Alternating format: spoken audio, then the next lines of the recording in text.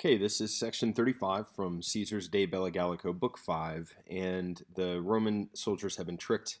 into coming out of the camp, and they've left at first light and gone down into a valley and are now surrounded by Gauls. So they do the last ditch defensive effort, which is to form into an orb,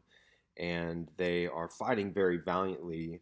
even to the effect Caesar says in the previous section that they're actually starting to uh,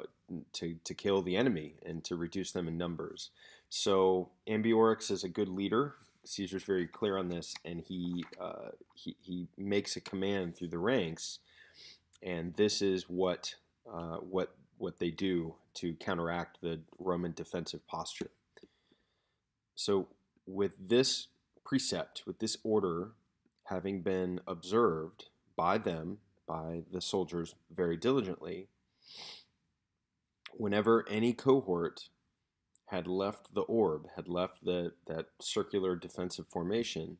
and had made an attack, the enemies were fleeing back, were retreating very, very swiftly. Meanwhile, it was necessary that this part, so the part that had gone out to make an attack of the Romans, be laid bare, be exposed, and that weapons be taken in, be received by or by that open flank, by that literally that open side. Again, whenever they had begun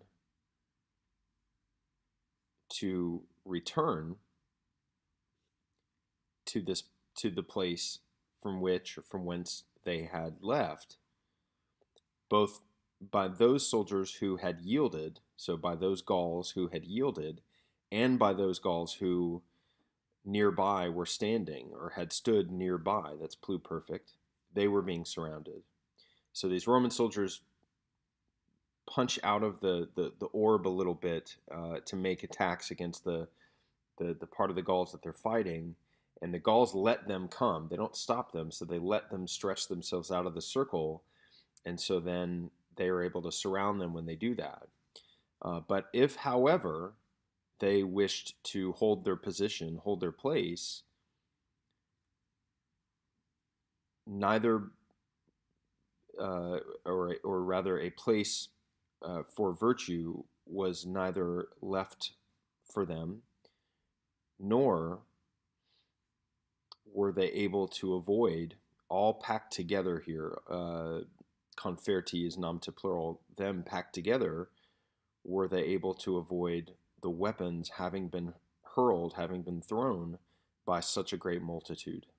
by such a big crowd of Gauls.